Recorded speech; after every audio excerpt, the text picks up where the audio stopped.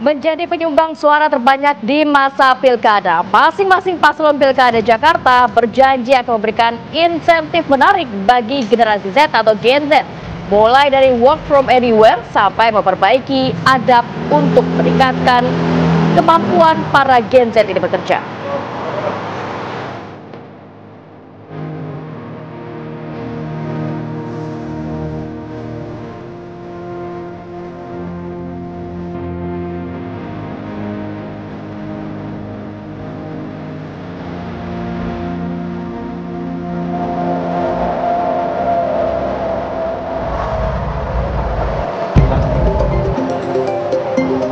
Presiden Joko Widodo meminta pasukan Tentara Nasional Indonesia (TNI) memperkuat pertahanan Indonesia di tengah ancaman geopolitik dan krisis global. Salah satu hal yang perlu ditingkatkan untuk menangkal ancaman kedaulatan yakni menghadapi serangan siber yang semakin membahayakan.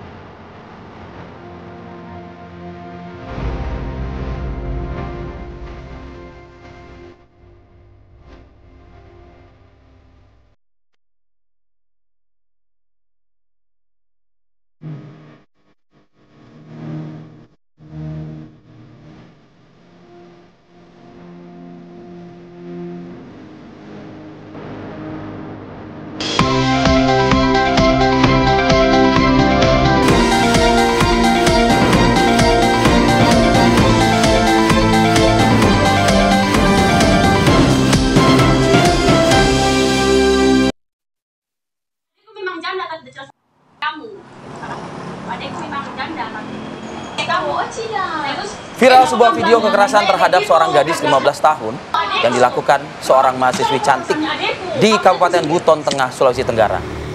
Pelaku menghina korban dengan kalimat yang tidak pantas. Ini adalah kita lihat tadi video yang mempertontonkan aksi kekerasan yang dilakukan seorang mahasiswi kebidanan dan ini viral di media sosial. Video berdurasi 2 menit tersebut memperlihatkan pelaku emosi mendatangi korban hingga melakukan penganiayaan hanya karena tersinggung dengan ucapan korban. Dengan cukup emosi, ini pelaku menelayangkan pukulan dan juga tendangan ke bagian kepala. Pelaku juga melontarkan kalimat hinaan terhadap korban yang hanya seorang gadis putus sekolah. Saat ini polisi telah mengamankan pelaku di Polres Buton Tengah. Polisi juga telah melakukan pemeriksaan terhadap teman pelaku yang merekam aksi kekerasan tersebut. Akibat perbuatannya, mahasiswi tersebut mengaku calon bidan ini terancam Undang-Undang Perlindungan Anak. Kamu, adekku memang janda, tapi kamu terus kenapa kamu bilang saya begitu? Dari aksi perundungan kita bergeser ke informasi selanjutnya pemirsa. Unit Resmo Polrestabes Semarang ini meringkus pelaku penembakan seorang wanita di kamar indekosnya, tepatnya di Puspon Jolo Selatan, Semarang, Jawa Tengah. Pelaku yakni Doni berumur 44 tahun, warga Gunung Pati, Semarang ini dibawa ke Polrestabes Semarang dengan tuduhan menembak korban seorang wanita di sejumlah bagian tubuhnya. Pelaku sempat kabur ke daerah Gunung Pati dan akhirnya berhasil diringkus saat bersama dengan teman-teman anaknya. Penembakan yang dilakukan oleh pelaku diduga memiliki dendam karena anaknya yang berumur 13 tahun dijual oleh korban ke sejumlah pria serta orang tua korban memiliki hutang kepada pelaku. Kepolisian Semarang akan terus menindaklanjuti laporan pelaku atas tindakan penjualan anak yang dilakukan oleh korban terhadap anak pelaku.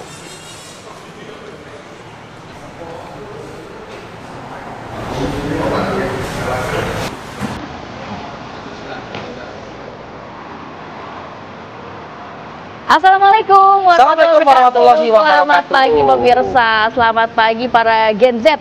Selamat pagi para Gen Z dan milenial. Anda Gen Z milenial apa kolonial? Saya Alpha. Bener. Berarti kemarin nggak begitu tertarik melihat orang saya baru selesai UTS kok.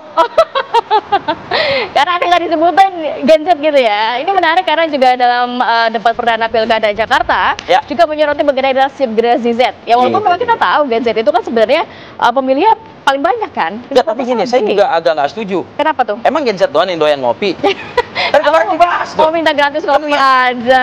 Ya pura-pura jadi Gen Z aja. Geng apa? Gen milenium apa? Baby boomers pada ngopi loh. Oh. Iya loh. Mungkin bisa diperhatikan di debat selanjutnya ada perhatian juga untuk kopi gratis para milenial, baby boomers, kolonial bahkan mungkin. Itu nanti kita simpan ya, Ti ya. Tapi kita seperti biasa di awal kebersamaan ini kita hadirkan dulu rangkaian informasi pembuka. Tadi ada 2 informasi. Ya. Nah, ini ada juga informasi berikutnya, seorang ayah berinisial RA ditangkap oleh Satreskrim Polres Metro Tangerang karena tega menjual darah dagingnya sendiri dengan harga 15 juta rupiah.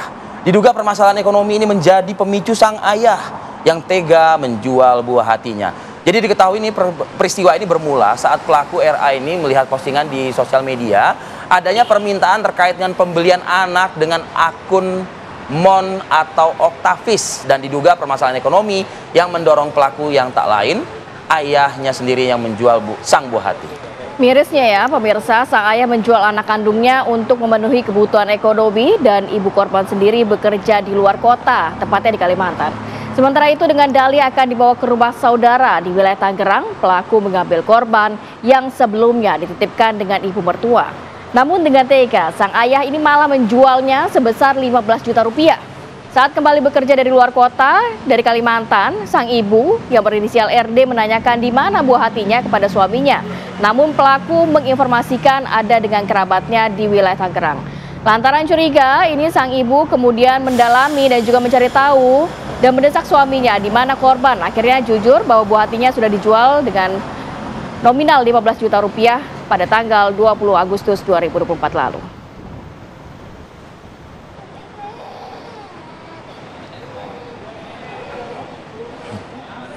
Kita bergeser ke informasi dari Banten, pemirsa. Seorang berinisial PD tewas dengan bagian tubuh yang terurai dan luka bacok sekujur tubuh.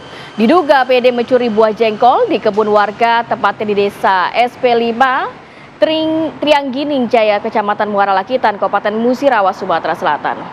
Aksi pencurian dilakukan pada hari Minggu siang di kebun milik warga di desa Trianggun, Kecamatan Muara Lakitan, Kabupaten Musirawas, Sumatera Selatan. Pelaku melakukan aksinya dengan terang-terangan dan mencuri buah jengkol saat ada pemiliknya yang sedang berada di kebun. Saat ditegur, pelaku tidak senang sehingga timbul cekcok sampai terjadi perkelahian. Namun perkelahian diketahui oleh warga hingga pelaku akhirnya dikeroyok hingga tewas. Bahkan pengeroyokan yang dilakukan ini cukup sadis bisa dikatakan, hingga menyebabkan korban ini menderita luka yang cukup parah dan ada beberapa bagian tubuh juga yang menderita luka menganga begitu ya. Bahkan diketahui juga pelaku PD ini tewas di tempat begitu, dan 2 orang warga juga dilarikan ke rumah sakit karena mengalami luka serius.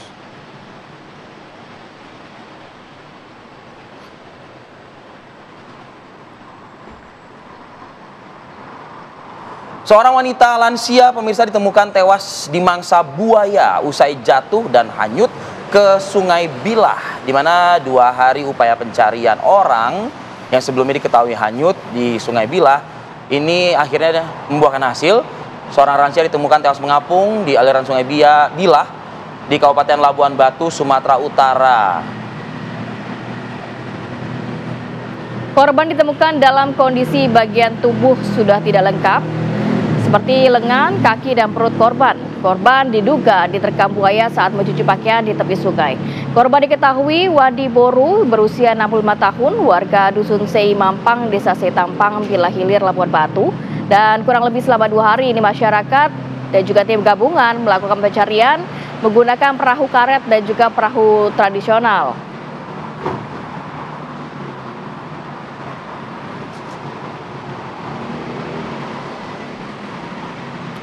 Pemirsa, petugas Damkar Kota Makassar melakukan evakuasi terhadap warga penderita obesitas dengan berat lebih dari 100 kg.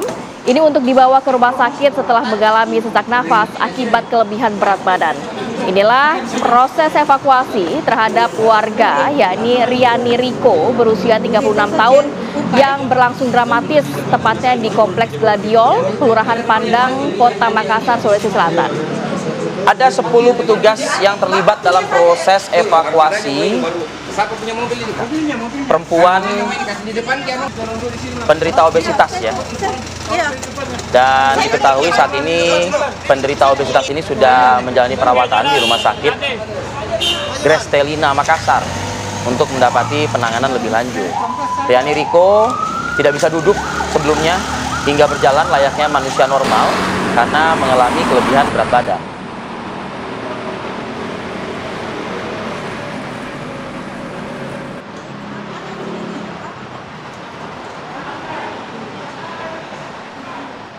Pemirsa, anak-anak sekolah dasar ini menjerit ya, histeris saat jembatan yang mereka lewati ini seketika ambruk. Peristiwa terjadi di jembatan penghubung antar dusun di Desa Tadisi, Kecamatan Sumarorong, Kabupaten Mamasa, Sulawesi Barat. Detik-detik yang Anda saksikan ini menggambarkan jembatan gantung penghubung ini ambruk pemirsa, di mana pada saat ambruk ini sejumlah anak sekolah dasar ini tengah melintas berupaya menuju dari tempat tinggal mereka ke sekolahnya begitu ya, yang jaraknya juga bisa dikatakan tidak dekat begitu. 8 siswa pun jatuh ke sungai dan menangis ketakutan. Warga di sekitar ini langsung menyelamatkan para siswa yang terjatuh hingga semuanya selamat. Akibat peristiwa ini, 2 siswa mengalami luka ringan dan jembatan yang dibangun pada 2002 ini ambruk karena kondisinya sudah lapuk dan diharapkan ini menjadi perhatian juga ya, segera diperbaiki untuk pemerintah setempat karena ini menjadi akses dari warga juga untuk beraktivitas pastinya.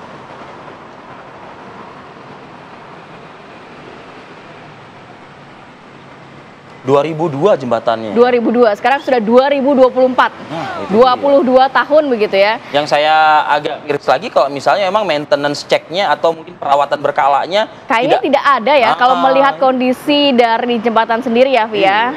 Ya, semoga menjadi perhatian dan juga atensi dari pemerintah setempat. Kita harus jeda dulu sinak, nanti kita hadirkan informasi terkait 4 orang meninggal dunia dalam kecelakaan tunggal yang membawa pengunjung ke tempat wisata di Kabupaten Kuningan, Jawa Barat saat lagi. Kecelakaan tunggal mobil pick up terjun ke jurang dengan membawa pengunjung wisata ke DH Garden, Desa Setianegara, Cilumus, Kabupaten Kuningan, Jawa Barat. Ini terjadi pada Senin siang kemarin dan jumlah korban ini bertambah menjadi 4 orang. Penyebab mobil terjun ke jurang masih dalam proses penyelidikan Satlantas Polres Kuningan. Namun, dugaan sementara kendaraan ini mengalami remblong gitu ya, Ti. Nah, mungkin kita langsung coba update pembaharuan informasi dengan Kasat Lantas Polres Kuningan, ada Ajun Komisaris Polisi Sigit Suhartanto. Ya, yang sudah bergabung bersama kami. Selamat pagi. Assalamualaikum Pak Kasat Lantas. Assalamualaikum Pak Kasat. Selamat pagi Pak Kasat. Baik. Ya, Pak Kasat, apakah sudah dapat diketahui oleh pihak kepolisian terkait apa yang menjadi penyebab dari kecelakaan ini? Benarkah tunggal apakah katanya ya? Remblong? Kecelakaan tunggal ini apakah remblong atau ada faktor lainnya sebenarnya, Pak? Halo. Ya, Pak Kasat, apa yang menjadi penyebab kecelakaan tunggal ini, Pak? Apakah remblong atau ada faktor lainnya, Pak? Baik, dapat kami jelaskan. Jadi kecelakaan tersebut itu terjadi pada hari Minggu. Hari Minggu sore, perkiraan waktunya itu sekitar 15.50. Jadi mobil melaju dari tempat objek wisata ke bawah, mengalami menabrak pembatas jalan, turun ya, tidak terkendali hingga menyebabkan pertama itu 3 orang meninggal dunia, kemudian dalam perawatan di rumah sakit 1 orang meninggal dunia, dan sisanya 4 orang luka ringan, namun masih dalam perawatan. Ya, Pak Kasat, kalau berbicara mengenai korban, tadi dikatakan ada 3 orang meninggal dunia. Untuk update terbarunya sendiri seperti apa, Pak? Oh baik, jadi update terbaru ya, hari Minggu malam itu bersama 1 orang, supirnya meninggal dunia pada saat malam hari.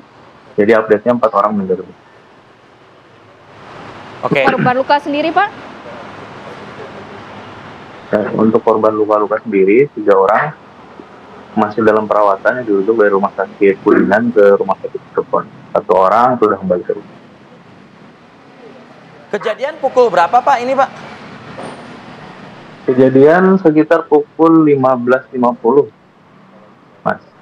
Situasi kondisi jalanan Pak pada saat kejadian ini? Ramai kah atau sepi?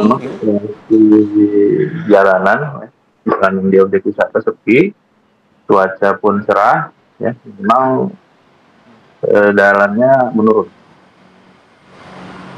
Jalan menurun. Apakah memang ada temuan sejauh ini, temuan awal gitu ya Pak, bahwa memang adanya tidak berfungsinya sistem pengereman atau mungkin human error atau seperti apa Pak?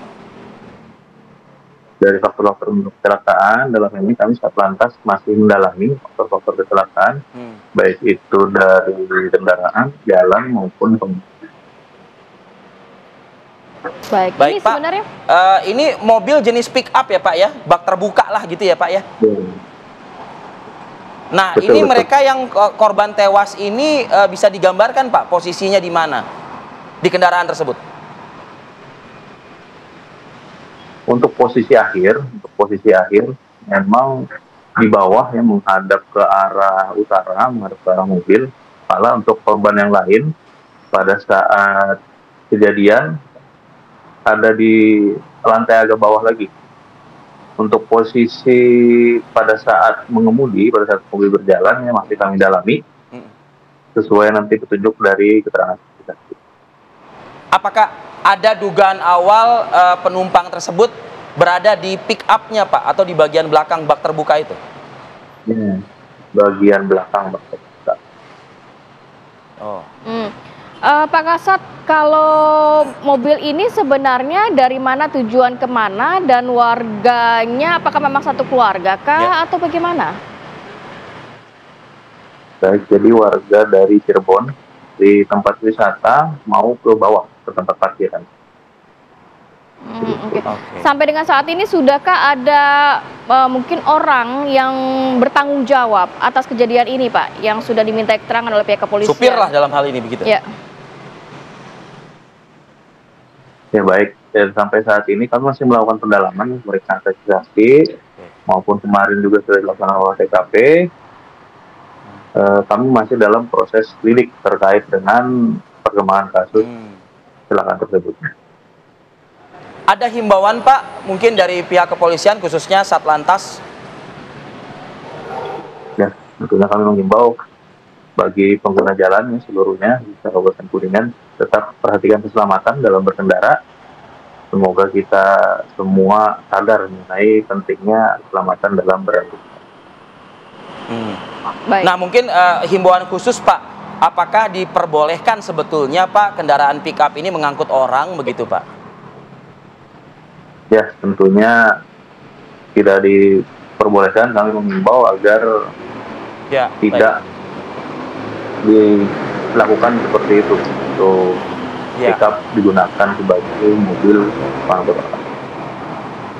Baik, terima kasih banyak Kasat Lantas Polres Kuningan, AKP Sigit sudah berbagi informasi dan waktunya. Selamat beraktivitas kembali. Assalamualaikum. Baik, itu tuh himbauan tuh khusus. Karena begini banyak sekali memang saudara-saudara kita, warga, masyarakat yang memang kalau sudah ada liburan, nggak mesti liburan kadang-kadang fenomena seperti ini tuh juga dilakukan oleh mereka yang akan melakukan ziarah loh Bener Betul, kan? jadi memang sebenarnya over penumpang kah atau kendaraannya sebenarnya tidak diperuntukkan untuk membawa penumpang, pick up dan lain sebagainya. Jadi ini juga menjadi perhatian karena ujung-ujungnya apa yang dipertaruhkan ya keselamatan. Oke, kita harus jeda dulu sejenak, nanti kita hadirkan dialog menjadi penyumbang suara terbanyak di masa pilkada nih. Kayaknya dialognya Ratih ya. Kamu mau istirahat dulu. Kamu saya takutnya suara hati kamu tidak tersampaikan gitu. Kamu bukan Gen Z gitu. Nah ini kan menjadi perhatian juga untuk masing-masing paslon. Apakah cukup menggait begitu yang kemarin janji manis yang sudah dilontarkan? Kita akan hadirkan informasi dan perbincangan. Kita ke informasi selanjutnya pemirsa. Kamar Dagang dan Industri Indonesia mengumumkan susunan kepengurusan Kadin Masa Bakti periode 2024-2029 tahap pertama. Kamar Dagang dan Industri Indonesia mengumumkan susunan kepengurusan Kadin Masa Bakti periode 2024-2029 tahap pertama. Pengusaha internasional senior sekaligus adik dari Presiden terpilih Prabowo Subianto, Hasim Joyo Hadikusumo, menjabat sebagai Ketua Dewan Penasehat Kadin periode 2024-2029. Selain itu, yang menarik dalam pengumuman struktural Kadin, ada nama Arsyad Rashid yang tercatat sebagai Ketua Dewan Pertimbangan Kepengurusan Kadin periode 2024-2029. Tak hanya itu, influencer kondang Raffi Ahmad juga turut terpilih dalam jajaran kepengurusan Kadin sebagai Wakil Ketua Umum Bidang Industri Kreatif.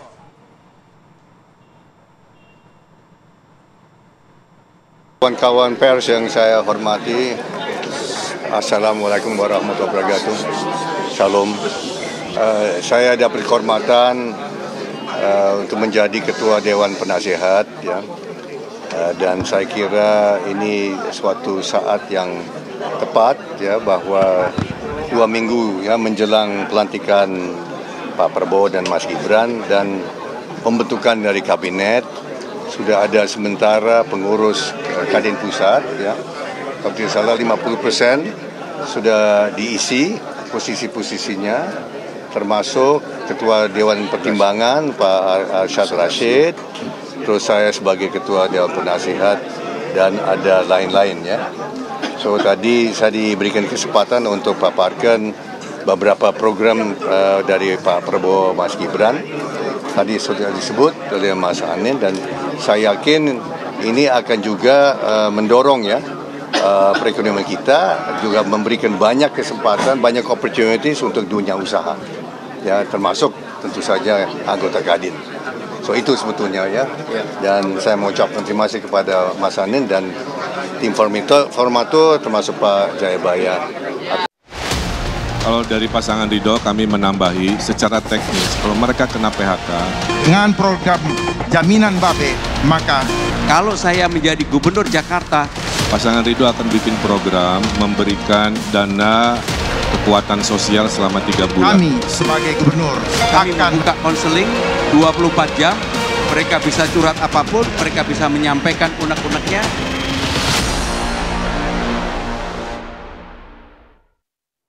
Kalau dari pasangan Ridho, kami menambahi secara teknis, kalau mereka kena PHK, pasangan Ridho akan bikin program memberikan dana kekuatan sosial selama 3 bulan.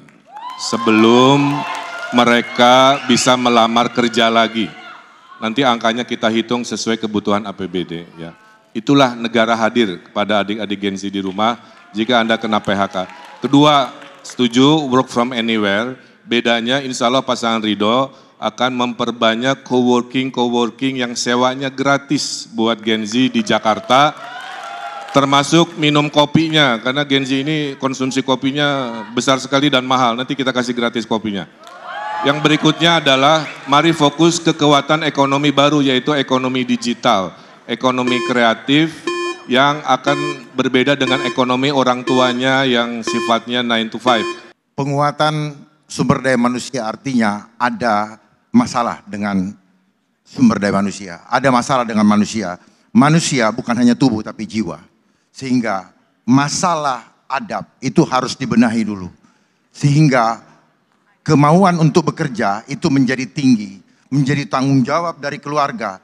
Dan persoalan yang harus kita identifikasi adalah apa? Kita harus tahu ada masalah apa yang terpenting. Ada masalah persaingan di dalam pekerjaan. Di mana Jakarta, gubernur sebagai ayah daripada warga Jakarta, itu harus mendahulukan yang berKTP Jakarta. Karena ternyata banyak yang masuk ke Jakarta dan itu membuat banyak dari warga Jakarta yang tidak punya kesempatan diterima di suatu pekerjaan. Akibat dari apa? Akibat belum atau kurang dipercayanya. Dengan program jaminan Babe, maka kami sebagai gubernur akan menjadi kita berikan. Sehingga dengan demikian, kalau saya menjadi Gubernur Jakarta, maka program bekerja dari mana saja akan kami lakukan. Dan untuk itu, 2 hari di kantor, 3 hari di rumah. Dan mereka bisa bekerja dengan baik. Bagaimana dengan Gen Z yang di PHK? Tentunya tanggung jawab pemerintah untuk yang pertama, kami membuka konseling 24 jam. Mereka bisa curhat apapun, mereka bisa menyampaikan unek-uneknya. Yang tidak kalah pentingnya adalah apa yang menjadi tekanan ataupun pikiran para Gen Z ini, ada tempat penyalurannya. Untuk itu konselingnya 24 jam. Nggak perlu capek-capek naik apa saja, cukup ditelepon 24 jam untuk itu. Dan dalam jangka panjang, bagaimanapun Gen Z ini mempunyai potensi yang luar biasa, Gen Z maupun milenial. Bagi saya pribadi, ini potensi. Ekonomi kreatif harus ditimbulkan dan mereka mau bekerja berdasarkan itu. Ya, berbicara mengenai Gen Z yang kita hadirkan narasumbernya juga Gen Z pagi hari ini. Yakin Tih? Kok saya melihat menangkap hanya 2 orang yang ala-ala Gen Z? Karena apa? Karena biar menarik hati Gen Z itu, mungkin juga pendekatannya, program-programnya juga harus menyasar kepada Gen Z. Nah, kemarin kan sudah banyak janji-janji yang disampaikan oleh masing-masing paslon dalam Pilkada Jakarta. Kita akan hadirkan dan berbincang langsung. Narasumber pagi hari ini sudah ada 1, 2, 3 lengkap nih? Lengkap. Ya. Sudah ada Bang M. Holid, ya ini juru bicara RK Susono. Selamat pagi Mas Holid. Assalamualaikum. Selamat pagi, assalamualum. Gen Z juga ini ya? Insya Allah Gen Z. Gen Z. luar. Kemudian juga ada Bang Fernando Silalahi, juru bicara Dharma Kun. Selamat pagi Bang Nando. Assalamualum. Waalaikumsalam. Kemudian ada juga Bang Ciko Hakim, juru bicara Pramono Rano. Selamat pagi. Selamat pagi Bang Ciko. Jakarta menyala. Diminati Gen Z. Kemudian juga ada Mas Gun-Gun Herianto, pakar komunikasi politik UIN Jakarta dan juga panelis debat pertama Jakarta. Selamat pagi. Selamat pagi. Selamat pagi, Mbak Rati. Nah, ini dekannya Gen Z ini. Sering bertemu dengan Gen Z begitu ya. Nah, berbicara mengenai Gen Z, ini juga kan pasti menjadi salah satu cara untuk menarik perhatian. Kemarin tadi si Rivi bilang berkata gini, kok cuma Gen Z doang yang dapat kopi gratis Bang Holid gitu. Baby boomers juga doang. Mau ya? Semua juga mau kopi ya. Tapi sampai sebegitu spesifiknya dari RK Suswono ini sampai kopinya aja gratis begitu untuk Gen Z demi mendapatkan suara Gen Z. Ya itu kopi itu bonusnya ya. Oh, kopi bonusnya. Pasangan Ridho itu mengidentifikasi paling tidak ada 5 permasalahan yang dihadapi oleh Gen Z. Pertama adalah lapangan kerja. Ya. 2 itu buka usaha itu susah. Yang ketiga masalah pendidikan yang gak match. Yang keempat masalah punya rumah itu susah. Yang kelima adalah masalah kesehatan mental. Paling tidak 5. Dan masing-masing itu kita punya programnya. Jadi teman-teman Gen Z ya, anak-anak muda, kalau ingin benar-benar ada perubahan dalam sisi kehidupan, terutama kerja, 5 hal tadi ini. Pertama lapangan kerja.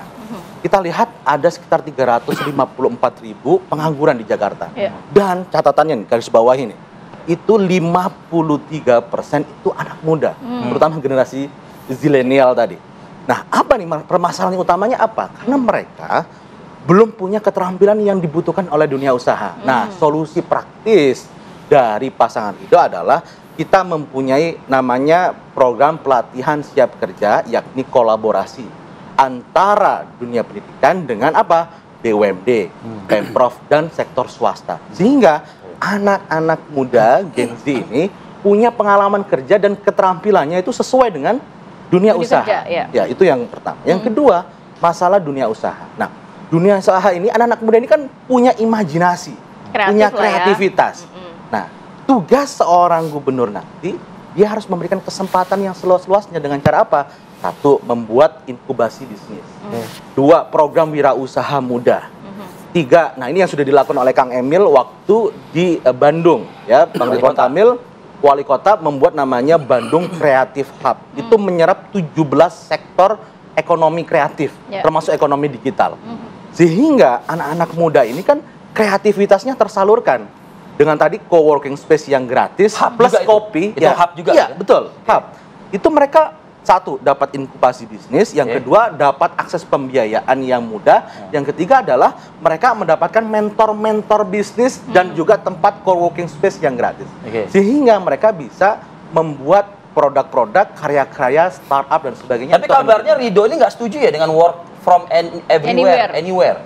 Kita punya program namanya work from home, tapi itu digilir.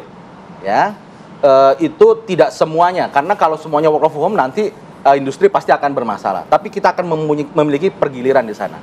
Artinya konsep bekerja remote itu kita juga memiliki programnya di sana. Dan yang penting juga adalah masalah hunian. Ini penting. Kenapa anak-anak muda itu, data menunjukkan kurang lebih sekitar 30% hanya anak muda. 30% yang hanya bisa memiliki rumah. 70% sisanya itu susah untuk cari rumah. Ada 1,2 juta backlog perumahan di Jakarta. Jadi apa solusinya? Solusinya dari tim Ridho adalah bahwa pasangan Ridho akan menyediakan hunian vertikal yang terjangkau. Sehingga ini terkoneksi dengan konsep transportasi publik kemarin. Di malam dibahas kan, bagaimana konsep mengatasi kemacetan? Adalah mengintegrasikan antara transportasi publik dengan rumah susun, sehingga aktivitasnya itu terkoneksi dengan transportasi mau publik. tinggal rumah susun? Ya, itu kita melihat yang terpenting adalah mereka punya. Khawatir Gen Z seleranya nggak di situ, takutnya gitu loh. Karena susahnya apa coba cari rumah sekarang? Kalau landed house terbatas, lahan terbatas dan mahal harganya. Nah, hunian vertikal ini itu menjadi solusi. Ya, mereka akan dekat dengan aktivitas bisnis, mereka akan dekat dengan huniannya transportasi publik. dalam arti apa? Akses perbankannya kah untuk mendapatkan uang membayar? Skema untuk mendapatkan hunian itu akan lebih mudah. Mulai dari down payment-nya kita atur, kemudian skema pendapatannya, karena anak-anak muda yang baru bekerja itu kan susah untuk akses rumah. Dan yang terakhir adalah lagi masalah kesehatan mental. Tahu nggak? Itu ada sekitar 15-20% anak-anak muda itu mengalami kesehatan mental. Makanya kita memiliki program namanya salah satunya aplikasi curhat tadi. Untuk memudahkan konseling gratis sehingga Hanggara hadir buat anak-anak yang depresi, yang masalah kesehatan mental itu bisa kita. Bang Nando, Anda melihat gebrakan-gebrakan Ridho ini bagaimana? Apakah memang jauh lebih unggul gebrakan yang akan dimiliki oleh Darmakun juga? Yang pasti kan kita punya kartu aman. Kartu aman itu menjangkau kaum milenial dan Gen Z. Ya, jadi kita seperti tadi kalau dibilang hanya membangun perumahan yang vertikal, ya itu kayaknya apa ya, susah. Susah. Kenapa Bang? Karena boleh dibilang kaum milenial itu belum tentu mau tinggal di rumah susun. Nah itu pertanyaan saya tadi tuh. Jadi kita harus berintegrasi dengan daerah-daerah penyangga yang mungkin di sana masih murah apartemen, ya. Artinya misalnya menyediakan di luar Jakarta gitu maksudnya? Bukan, artinya kita bekerja sama dengan kepala-kepala daerah untuk mereka membangun apartemen yang membuat Gen Z mau tinggal. Dan itu kita berarti masih keluar masuk Jakarta dong. Transportasi kita ini kan terkoneksi, kan begitu. Kita harus bangun lagi misalnya LRT atau ini ya kereta api yang KRL komuter ya. lain. Jadi supaya kalau kita bangun lagi di Jakarta kayak nggak mungkin. Lagian nanti kalau misalnya Jakarta menjadi kota global, sebenarnya ini udah banyak kosong di gedung-gedung. Sudah banyak karena pindah ke sana nanti kan ke IKN. Jadi kalau Jakarta menuju kota global sebenarnya jadi tidak menyelesaikan masalah dong. Berarti masalahnya dipindahkan ke wilayah aglomerasi begitu kan? Ya, harusnya kita bekerja sama. Kita nggak bisa pungkiri ini daerah aglomerasi berdasarkan undang-undang tahun 2024 ini itu kan ada 8. Ya, 7 apa 8 daerah penyangga itu. Mereka kan punya Gen Z juga. Jangan kita pikir hanya di Jakarta ini doang. Nanti akhirnya apa? Kalau hanya mikir di sini doang, kemacetan itu nggak selesai-selesai. Mereka cari makan gimana? Mungkin kita halangi orang cari makan di Jakarta kan? Nah, artinya di sini kita harus berintegrasi sama daerah-daerah penyangga. Ya, kami mau bilang sama generasi Gen Z dan milenial yang ada di Jakarta, yang pasti Darmakun akan menyiapkan kartu aman. Ya, kemarin disampaikan sama Pak Dharma, dia akan mendidik anak-anaknya ya sampai mereka bisa mengerti untuk disalurkan ke misalnya perusahaan-perusahaan. Kalau misalnya anaknya nanti tidak mampu, dia tarik, ganti yang lain. Ya, diberi peringatan. Ya, bagaimana Anda supaya bekerja lebih baik lagi. Dia akan menyalurkan ke perusahaan-perusahaan yang sesuai dengan kemampuan. Jangan kita berpikir Gen Z itu yang seperti Gen Z yang di Jaksel loh. Ya, Gen Z itu ternyata ada juga yang kemarin yang kayak pasukan Orange itu. Ya, yang sekarang udah bekerjanya serabutan. Jadi kita harus pikirkan informal itu. Gitu maksudnya. Iya, jangan hanya kita pikir Gen Z yang di Jakarta Selatan, kasihan gitu loh. Yang Gen Z yang di Celincing, Lumpang, Tanjung Priok, kawasan apa namanya? Jakarta Barat dan kampung lain sana itu banyak Gen Z juga. Jadi orang jangan mengasumsikan Gen Z itu hanya orang-orang yang kayak di situ. Iya, yang keren-keren ya kan, ngopi kayak kata ini kan Bang Ridwan Anda kan. mau bilang sebetulnya Yang- Ridho ini kurang keliling lah gitu loh. Iya, maksudnya. jangan hanya yang Gen Z yang ngopi-ngopi. Jadi Anda nggak setuju dengan coworking space? Bukan nggak Dengan setuju, kaum muda? bukan nggak setuju bang. Maksudnya gini. Jadi ini memotong nih sebenarnya. Jadi karena jadi jangan kita. poinnya Sebentar, adalah bang. oke, lanjut. Dan lama-lama berantem ntar gue nggak mau. Bukan berantem.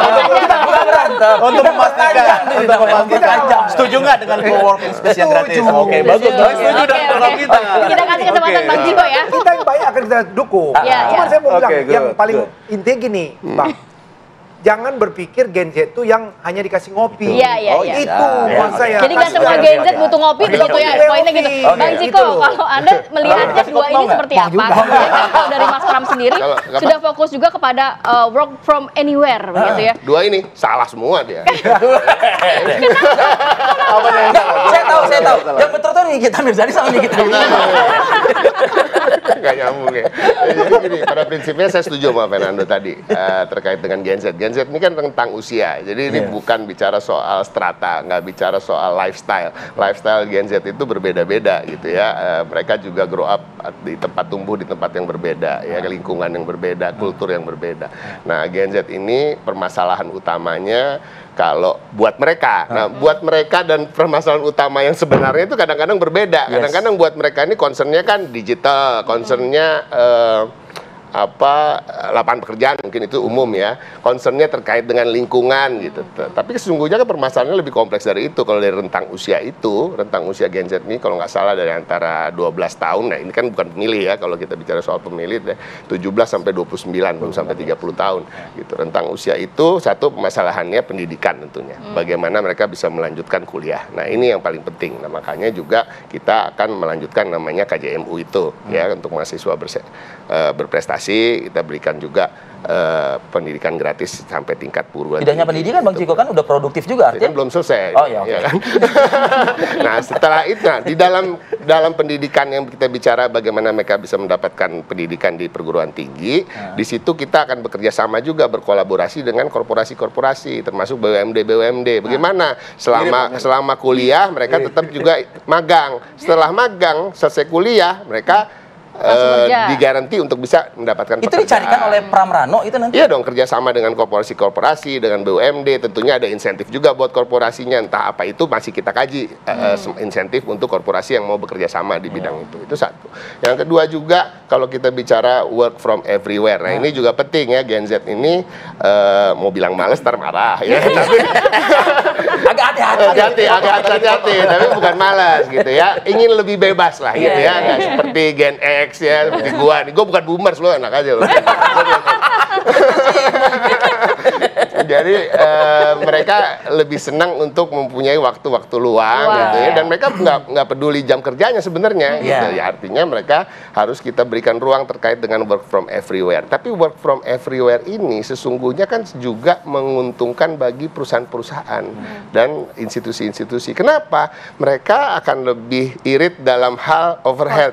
Ya kan, kalau bicara soal listrik, bicara soal hal kebersihan gitu kan, kalau mereka hanya buka kantor secara fisik 3 hari dalam seminggu misalnya kan, 2 harinya itu ada apa namanya irit efisiensi lah gitu ya, gitu ya. nggak boros efisiensi betul. Nah makanya work from everywhere itu juga kita encourage. Nah, kembali lagi tentu perusahaan-perusahaan ini kalau di awal mungkin harus diberi insentif juga siapa-siapa yang mau melakukan work from everywhere itu. Nah tapi kan lucu kalau udah dikasih work from everywhere dan salah satu tujuannya adalah efisiensi, malah mau dibangunin coworking space, dikasih kopi gratis gitu. Jadi kan malah boros lagi gitu. Orang tujuannya untuk supaya setuju, tapi gini, nggak harus dibangun baru. Nggak setuju dibangun baru. Nggak setuju dibangun baru. Saya nggak takut untuk bicara soal itu, karena ini kontradiktif. Jadi teman-teman anak muda tidak setuju dengan coworking space. Nggak, pembangunan baru coworking space itu kontradiktif dengan kata-kata work from everywhere. Karena work from everywhere kan they can work from everywhere, literally everywhere. Everywhere itu adalah apa? Mereka bisa bekerja di taman, bisa bekerja di pantai, ya kan, sekarang ada PIK, ya kan, bisa bekerja di kafe-kafe yang sudah ada gitu. Kalau kita mau membangun, ini kita harus realistis. Makanya Pram Dandul ini kan lebih realistis, nggak mau mengandai-ngandai. Katanya mau bangun rumah susun vertikal, kenapa? Karena apa? Landed house udah terbatas. Tapi mau bangun juga satu hal lagi yang juga akan memakan porsi tanah, kan nggak bisa gitu juga. Tapi kelihatan ya diferensiasi antara masing-masing paslon. Pagi ini kelihatan, pagi ini kelihatan ya. Mas Nur, ketika Anda hadir di debat pertama itu, lebih kelihatan yang sekarang ya kayaknya ya ini ya, diferensiasinya ya, ketimbang yang kemarin ya. Ini lebih impromptu kan. Kita coba dalami, kita lebih dalami nanti usai jeda pada berikut. Oke. Ya, Mas Gun, silakan Mas Gun membaca apa yang disampaikan paparan daripada masing-masing ini yang saya kebetulan juga bertugas. Anda juga ada di lokasi, saya juga memandu juga. Saya ngeliat lebih hidup yang pagi ini kayaknya kalau bicara soal perdebatan menjagokan apa ya komitmen konsep-konsep gitu loh. Anda lihat gimana? Iya memang gini ya, perdebatan di panggung KPU itu kan punya batasan-batasan. Ya ini impromptunya lebih terasa, jadi nilai diferensiasi antar pasangan jauh lebih kan Gen Z kan seleranya kan kayak gini kan. Dan ini kita bicara data ya, dari 8,2 juta pemilih itu memang Gen Z dan milenial ini tinggi banget ya, 51%. Jadi 18,5% itu Gen Z, 31,5% itu milenial, dan X itu juga besar ya, 31,5% juga. Jadi kalau kita bicara Gen Z dan Gen milenial itu udah lebih separuh dari 8,2 juta, berarti 51%-an. Sehingga kemudian tawaran ke Gen Z dan tawaran ke milenial itu perlu sangat spesifik, menarik, dan kolaboratif seperti teman-teman lakukan pagi ini. Karena apa? Kalau kita bedah ya dari sisi perilaku memilih, Gen Z ini kecenderungan rasionalnya itu rasional egosentris. Jadi tawaran yang paling konkret apa bagi kelompok kami, bagi komunitas kami. Sementara lapis pemilih psikologisnya lebih pada political interest ya, ketertarikan politik. Misalnya ketertarikan fisik, ketertarikan daya komunikasinya, ketertarikan membangun kolaborasinya. Ini yang akan mentreatment mereka untuk jadi pemilih. Sementara di lapis sosiologis itu CPM-nya atau civic voluntary modelnya itu lebih pada hobi. Bukan pada SARA ya. Jadi beda nih, kan CPM itu ada treatment, ada misalnya kedekatan etnik, ras, suku ya. Tapi kalau anak-anak Gen Z itu tidak tertarik di situ, tertariknya lebih pada kelompok hobi. Makanya basis-basis komunitas ya, community relation dengan kelompok mereka itu menjadi sangat menentukan. Udah kelihatan nggak kalau dari basis komunitas itu mereka-mereka ini? Ya tadi kan dari 3 paparan teman-teman tim SES ya, itu jelas. Yang disasar itu kan pendekatan basis-basis komunitas dengan entah di prioritas pikiran mereka. Gen Z hasil-hasil riset itu kan menunjukkan yang paling prioritas itu lapangan pekerjaan. Kan itu bukan perumahan, lapangan pekerjaan. Kenapa? Karena angka pengangguran terbuka kita tinggi. Kemudian betul sekali bahwa di pikiran mereka bukan rumah dalam arti tapak, tapi lebih pada vertikal. Itu juga menjadi sorotan ya. Kenapa? Karena Gen Z yang kecenderungan berbaur dengan komunitasnya itu belum memprioritaskan rumah dalam arti tapak. Tapi lebih pada bagaimana misalnya mereka membangun kerja-kerja kolaboratif. Makanya co-working space itu juga menjadi bagian dari yang di ranking sebagai isu penting dan lebih pada produktivitas kinerja sehingga bisa kerja di mana saja gitu. Berarti sudah menyasar ya, tepat sasaran begitu, tepat kepada permasalahan yang mungkin dialami oleh Gen Z ya. Ya Gen Z itu kan merasa bahwa dunia mereka sekarang ya, dunia yang butuh kreativitas, ruang inovasi, ruang keterhubungan, dan yang paling penting lagi adalah ada sesuatu yang bisa menarik. Kan ini juga sebagian besar milenial punya karakter yang sama, tapi soal tadi egosentrik, tawaran yang paling konkretnya apa? Kalau saya misalnya pelaku usaha mikro, milenial atau Gen Z menjadi pelaku di situ, tawaran paling konkret bagi kami apa gitu. Kan kalau itu kan mulai dari modalnya, lalu kreativitasnya. Tadi kan juga ada inkubator yang ditawarkan juga. Ya itu inkubator, kemudian juga misalnya bagaimana membangun empowering people di kelompok-kelompok Gen Z itu paling substantif. Kan kalau usia pemilih 17 sampai 24 tuh Gen Z itu ya. Itu dari sisi diferensiasinya 25 sampai 39 atau 40 itu milenial. Jadi di situ memang pertarungan paling besar sekarang di Jakarta. Tapi ada hal yang mungkin kerap kali tidak terpikirkan secara komprehensif, bahwa treatment komunikasi dengan mereka itu. Oke. Kita juga akan mengajak pemirsa dan juga para narasumber untuk mendengarkan suara hati dari Gen Z. Suara real. Suara real gitu ya. Sudah ada rekan kami Faris Naufal yang akan berbincang dengan mungkin salah satu atau Gen Z milenial kah? X kah? Selamat pagi Faris. Silakan informasinya. Selamat pagi Arif Adil, Kamarati, dan juga pemirsa. Benar, memang debat perdana Pilkada Jakarta telah tersaji pada Minggu 6 Oktober 2024 lalu, di mana dengan mengusung tema penguatan sumber daya manusia dan juga transformasi Jakarta menjadi kota global. Dan sederet janji-janji pun telah dilontarkan dari para calon gubernur dan juga calon wakil gubernur DKI Jakarta kepada publik, mulai dari pasangan Ridwan Kamil Suswono yang mana menjanjikan nantinya ada sekolah politik khusus perempuan hingga anggaran 200 juta rupiah per RW, lalu pasangan Dharma Kun yang akan mengatasi masalah banjir dengan manajemen air hujan dan menjadikan Jakarta sebagai pusat kota perekonomian nasional, dan paslon nomor urut 3 yakni Pramono Anung dan Rano Karno yang berjanji akan memangkas syarat PPSU dari SLTA menjadi minimal SD dan akan membuat Benyamin S Award, yaitu singkatan dari Bersih, Nyaman, Indah, dan Sejahtera Award. Nah, kita akan mengetahui apakah hasil dari debat perdana Pilkada Jakarta kemarin sampai ke masyarakat, khususnya Gen Z. Telah berada di sebelah saya ini Gen Z nih sepertinya ya. Dengan Bang siapa nih? Evan. Bang Evan dengan Bang Raihan. Kelahiran berapa sih kalian berdua? Saya 2004 kebetulan. 2004? Kalau saya 2006. Oke, ini terkonfirmasi Gen Z ya. Nah, nonton debat Pilkada Jakarta gak kemarin? Oh, nonton, seru sekali itu kemarin. Nonton seru. Gimana tanggapannya? Nah, tanggapan saya sih saling adu argumen kan, jadi saling melawan, saling adu ngomong. Seru sekali. Berarti sampai ke Gen Z nih pesan-pesannya? Pesan saya. Enggak, pesan-pesan dari hasil debat kemarin intisarinya sampai ke Anda? Sampai. Kalau kamu gimana? Menurut saya sih, saya sebagai Gen Z juga saya juga nggak terlalu banget untuk ngikutin debat pada yang udah-udah gitu. Menurut saya sih semua argumentasi, semua penyampaian yang dilanturkan oleh pada calon pemimpin itu menurut saya tersampaikan sih ke saya gitu. Bang Rehan paling suka segmen yang mana? Paling seru sih debat. Untuk yang debat sih. Saling adu argumen paling seru itu. Pas tanya jawab antar calon. Iya, betul. Itu pasti paling. Kenapa emang? Karena gimana ya? Kan setiap pasangan calon kan pasti saling melontarkan isi argumen masing-masing kayak tentang visi misinya mereka apa gimana gitu kan. Menurut saya itu yang paling seru gitu. Nah, Bang Evan, kira-kira idealnya pemimpin seperti apa yang diharapkan untuk memimpin Kota Jakarta? Oke, untuk pemimpin yang idealnya untuk memimpin Kota Jakarta yang pasti yang bisa membawa Jakarta lebih maju untuk kedepannya. Dan untuk saat ini apalagi Jakarta terkenal kota macet. Apalagi kalau misalkan Jakarta bisa lebih nggak macet lagi, itu pesan saya sih kayak itu aja untuk pemimpin kedepannya gitu aja. Ya, kalau dari saya juga setuju sih apa kata Mas Evan.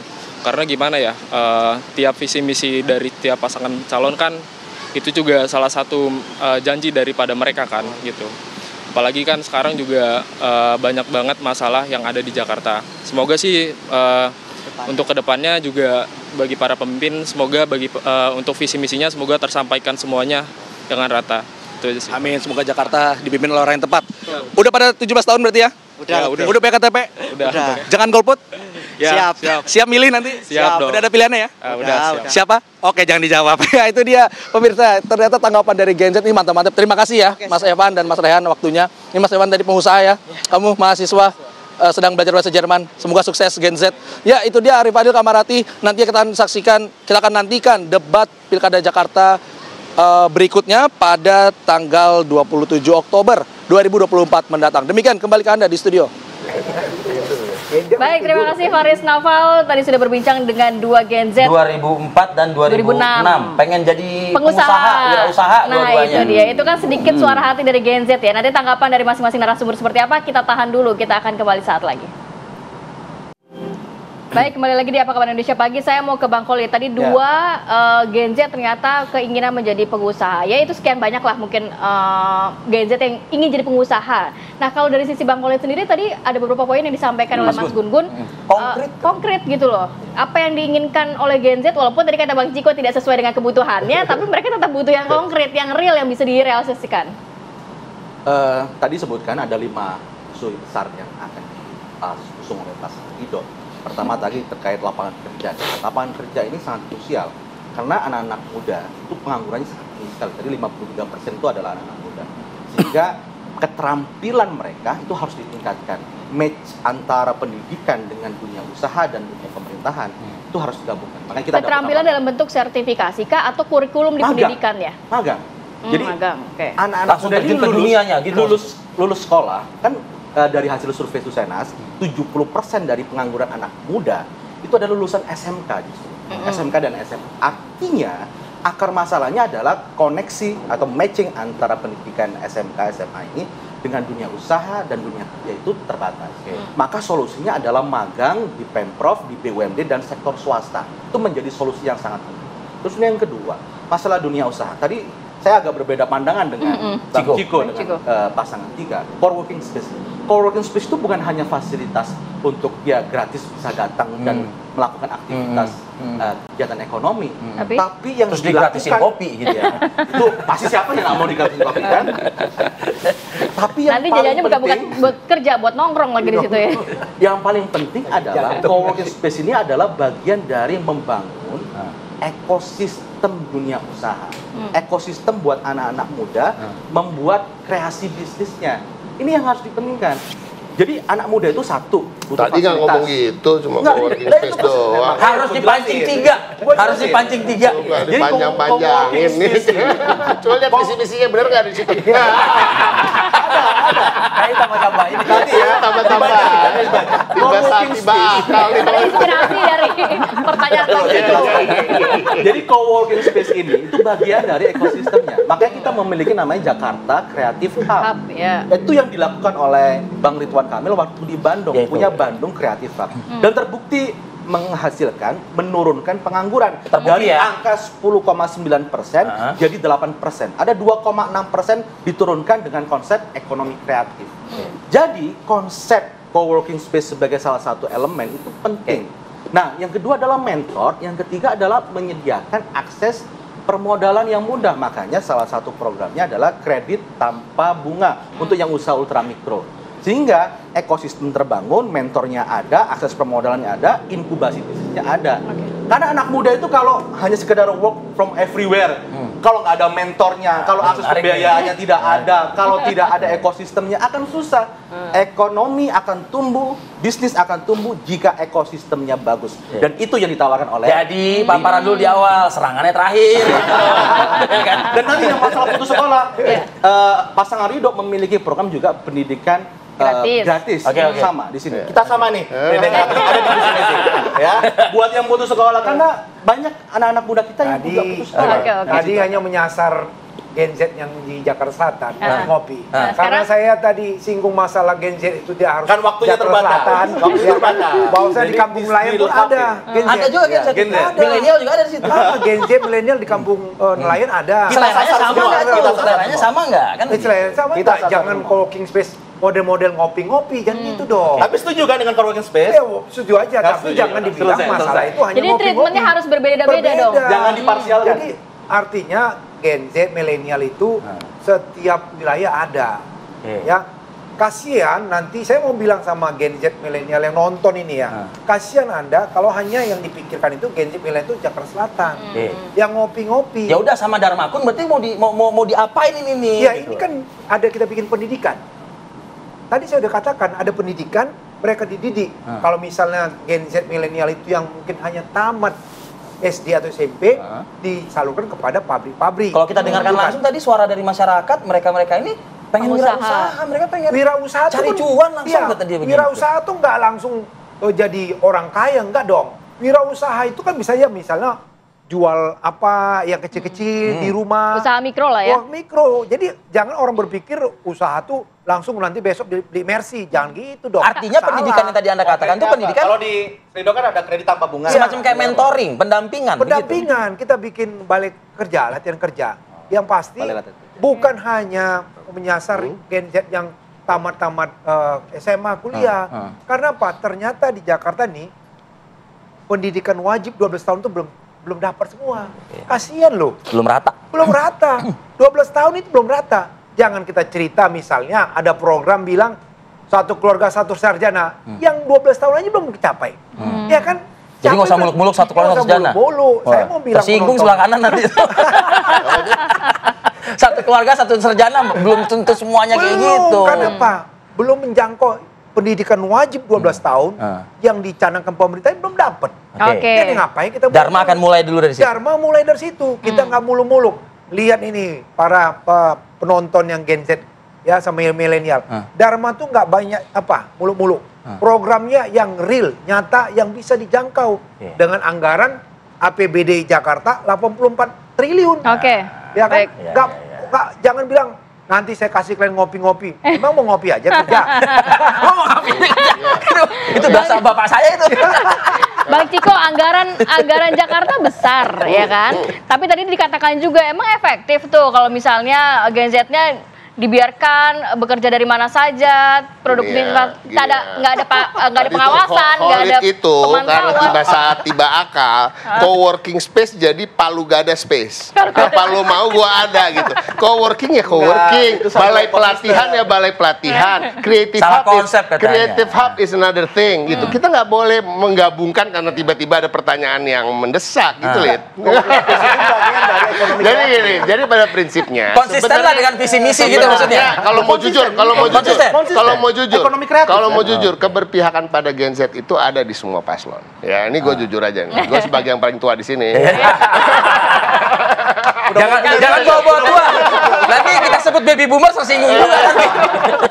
Jadi tapi mungkin realisasinya berbeda-beda gitu ya. Detailingnya berbeda-beda. Implementasinya beda. Gini, kalau kita bicara creative hub itu juga ada di visi misi kita. Kita bicara soal pelatihan kerja terkait angkatan muda ini juga ada di kita. Tapi kembali bahwa generasi Z itu punya lifestyle yang berbeda, mereka tumbuh di tempat-tempat yang berbeda, lingkungan yang berbeda, permasalahan-permasalahan berbeda, itu juga harus kita pikirkan gitu. Kalau bicara soal mental health, mental illness dan lain-lain, nggak semua Gen Z juga terdampak. Tapi ya dengan yang terdampak tentunya kita sediakan konseling. Tapi kembali lagi, saya setuju dengan Mas Gun-Gun bahwa pelatihan kerja dan untuk lapangan kerja itu memang menjadi prioritas bagi mereka hari-hari ini. Nah, ini yang kita harus siapkan, makanya di Mas Pram dan Bang Dul, kita di setiap kecamatan itu akan gelar job fair tiap 3 bulan sekali, bekerja sama dengan korporasi-korporasi, bisa menyerap itu? BUMD, harus bisa. Jadi juga kita pilih dan kita betul-betul job fair ini jangan seperti job fair yang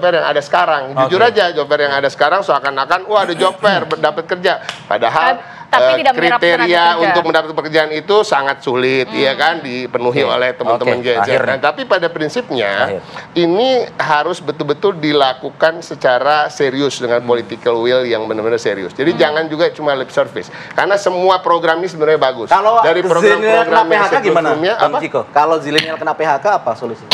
Solusinya kena PHK itu tentu satu, kita datang ke job fair tadi gitu. Karena Rido punya solusi konkret. Ya ada bantuan 3 bulan. Solusinya gue udah tahu, 3 bulan dikasih duit. Ya gitu. Tapi masalahnya gini, 85T ini dianggap besar oleh teman-teman. Padahal 85T itu nggak nothing untuk Jakarta, nggak cukup.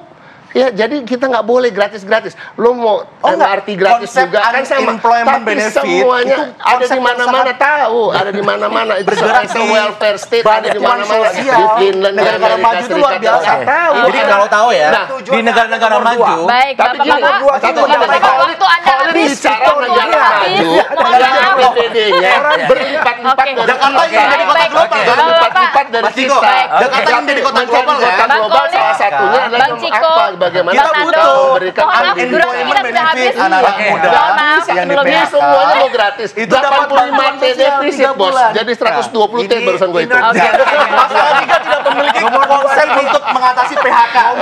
Bisa punya konsep mengatasi kalau generasi zilenial kayaknya kurang waktunya ya. Mas Gun, enak yang di tengah Mas Gun. Kalau pusing dengerin yang kiri kanan, lihat ke tengah. Terakhir dari Anda Mas Gun. Iya. Seru ya Mas Gun? Ya pasti seru lah. Ini kan momennya. Berarti harus narasi tadi sebenarnya kalau di beberapa hal. Saya sudah dapat kok narasinya konkret kok mereka. Konkret. Bertiga nih konkret. Dan sebenarnya dari paparan-paparan tadi banyak hal menarik. Kayak misalnya diferensiasi antara urban yang kemudian menengah ke atas sama menengah ke bawah. Itu tadi kayak misalnya tawaran Mas Pram yang tadi disampaikan oleh Bung Ciko ya soal balai kerja job fair di kecamatan itu kan akan menjadi menarik. Sama ketika misalnya masyarakat urban difasilitasi ya co-working space dengan model Jakarta Hub juga memperkuat yang disebut dengan ekosistem ekonomi kreatif. Itu juga bagus. Dan Darmakun misalnya bicara soal link and match ya, link and match antara pendidikan dengan industri kan disampaikan juga. Dan ini sebenarnya tawaran-tawaran yang paling penting satu, nanti bagaimana komitmen politik anggarannya, ya kan, desain kira-kira untuk menguatkan itu. Kan kalau semua gratis cukup nggak anggarannya gitu ya? Ciko Hakim mikirnya cepat banget mikirnya. Karena kalau udah ngitung-ngitung malah Ciko. Karena kan tidak semua yang ditawarkan menjadi punya aspek rasionalitas di lapangan kalau nggak jelas juga kira-kira perkiraan hitungan-hitungannya itu kayak apa. Itu juga harus mereka butuh jaminan kepastian juga ya gitu. Iya, kemudian yang kedua soal bagaimana memastikan rinciannya, ya kan? Karena kan kayak misalnya nih link and match antara industri dengan dunia pendidikan. Kan kemarin kan baru terkesan common sense. Nah, itu kan detailnya perlu. Nah, makanya teman-teman yang menjadi tim campaign itu menjadi sangat menentukan. Oke. Ya kita nantikan ya. Kayaknya ini baru debat nanti kita bikin lagi kalau yang juru bicara yang 3 Gak usah begitu. Ini kalau pagi ini Ridwan Kamil, Pramono Anung, Dharma Pongrekun menonton, bikin kayak gini Bapak-bapak. Bikin kayak gini. Di debat ya, dipindahkan ke debat begitu ya. Baik, terima kasih banyak Bang Owi. Terima kasih Bapak-bapak. Assalamualaikum. Oke, kita jeda dulu sejenak, kami akan kembali saat lagi.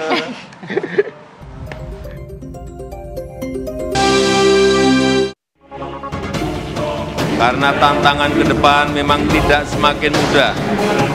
Iptek berkembang semakin cepat.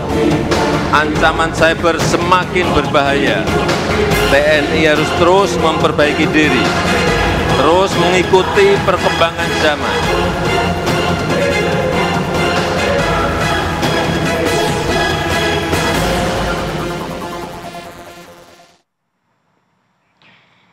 Ya, Presiden Joko Widodo dalam HUT TNI ke-79 menyampaikan bahwa tantangan ke depan ini semakin besar, semakin berat lagi, salah satunya dengan kemajuan teknologi. Ancaman cyber ini tidak main-main, bahkan beberapa negara juga mengalami pertasan yang juga berdampak terhadap geopolitik di dalam negeri maupun di luar negeri, begitu ya. Kita akan membahas hal ini dengan narasumber yang sudah hadir. Sudah ada di studio Mas Pratama Prusada, pakar keamanan cyber, dan juga Mas Ridwan Habib, tenaga ahli utama KSP bidang keamanan. Selamat pagi, Mas Pratama. Selamat pagi, Bapak-bapak. Assalamualaikum. Kemudian juga ada Mas Ridwan Habib. Selamat pagi, Assalamualaikum. Mas Ridwan, selamat pagi, Mas. Halo. Assalamualaikum, ya. Halo. Mas Arief, Mbak Ratih. Mas. Halo. Siap, sehat Mas. Mas Ridwan, ya, sehat. Berbicara mengenai atensi dari Presiden Joko Widodo, bahkan berbicara di depan para TNI begitu ya. Jadi ini juga harus menjadi perhatian untuk kita bersama mengenai ancaman cyber. Sebenarnya tujuannya, poin utamanya atau backgroundnya seperti apa sih, Mas? Iya, jadi memang Presiden Joko Widodo ini menaruh harapan yang sangat serius kepada TNI terutama untuk ikut serta dalam mengamankan ancaman cyber yang mungkin akan makin besar di masa depan. Terutama kendalinya adalah di bidang-bidang yang terkait langsung dengan keamanan dan pertahanan ya. Karena logika sederhananya kan TNI sebenarnya tidak bisa masuk dalam ranah penegakan hukum cyber, tetapi bisa dalam konteks keamanan yang lebih luas. Dan memang Arief dan Rate, kemarin Presiden Jokowi menyampaikan itu di forum penting hari ulang tahun TNI, karena memang kita tahu ini adalah hari ulang tahun TNI terakhir beliau sebagai Presiden. Karena 5 Oktober tahun depan tentu saja Presidennya sudah Pak Prabowo Subianto, dan dengan harapan itu memang kita sangat berharap nanti TNI melakukan pengkajian-pengkajian. Salah satunya yang sedang berjalan kan pengkajian tentang angkatan keempat, yakni Angkatan Cyber TNI. Yang sekarang ada kan Angkatan Darat, Angkatan Laut, Angkatan Udara. Yang sekarang sedang dikaji oleh Mabes TNI dan juga Lemhanas adalah pembentukan Angkatan Cyber TNI. Jadi nanti dari perwira pertama sampai jenderal itu karirnya di cyber terus. Karir dari awal itu dia di cyber terus. Ini yang sekarang sedang dikaji secara serius, Rate. Oke, Mas Ridwan, apakah tidak akan tumpang tindih gitu ya? Mengingat negara kita kan juga sudah cukup banyak instrumen-instrumen gitu ya, bicara soal siber ini begitu. Ya saya kira tidak ya, karena memang ranahnya kan nanti akan sendiri-sendiri. TNI dalam konteks ini tentu saja ancaman keamanan dan pertahanan. Nanti ada juga tentang penegakan hukum ada sendiri. Nanti mungkin Pak Pratama bisa menjelaskan juga tentang urgensinya Badan Perlindungan Data Pribadi yang sekarang juga sedang dikaji secara serius di Kementerian Kominfo, Pan-RB, dan juga BSSN. Jadi memang ada ranah-ranahnya nanti dalam konteks ini yang disampaikan Presiden Jokowi itu konteksnya dalam ancaman keamanan pertahanan. Ancaman keamanan pertahanan dalam ranah cyber. Oke, memang perlu kolaborasi sebenarnya. Betul, betul. Tapi yang saya ingin tanyakan ke Mas Pratama itu adalah gini loh Mas. Konkretnya itu serangan-serangan itu biar dia membumi ya. Karena penonton kita mungkin kan tidak mau mengawang-awang gitu. Contoh-contoh seperti apa sih serangan-serangan yang sudah mulai juga bahkan geopolitik ya Ti ya? Betul. Jadi begini, kita mungkin merasa bahwa serangan cyber ini hanya halusinasi ya. Kita masih asik makan jauh gitu ya. Indomie goreng gitu kan. Kita masih asik makan bakso dan lain-lain gitu. Nggak mikir bahwa ternyata negara itu bisa hancur gara-gara serangan cyber. Ada contohnya, 2007 itu ada negara namanya Estonia. Estonia itu gara-gara mindahin patung Stalin gitu. Dia diserang habis-habisan sama Rusia, yang akhirnya negaranya lumpuh total. Banknya diserang, banknya lumpuh total mati. Listriknya diserang, semua listrik mati total gitu. Layanan pemerintah semuanya habis gitu. Bayangkan 10 tahun butuh recovery, penjarahan dan lain-lain. Hancur negara ini. Tahun 2008 ada Georgia. Setelah itu ada Iran. Iran diserang, dia punya instalasi nuklir. Gak mungkin diserang sama bom, akhirnya apa? Disusupkanlah malware, namanya Stuxnet. Habis itu instalasi nuklirnya. Iran gak bisa ngapa-ngapain tuh gitu. Nah, serangan-serangan ini semakin lama semakin berkembang. Musuh-musuh kita tuh semakin lama semakin hebat. Dan mereka tujuannya bukan lagi hanya mencari duit, bukan hanya mencari popularitas, tapi sekarang sudah banyak yang sponsornya itu state, sponsor itu negara, sponsor non-state actor. Yang tujuannya adalah merusak infrastruktur kritis. Infrastruktur kritis itu apa? Infrastruktur yang kalau itu dihancurkan, mempengaruhi hajat hidup orang banyak. Contohnya PLN, kemudian telekomunikasi, perhubungan, kemudian perbankan, pemerintahan, dan lain-lain.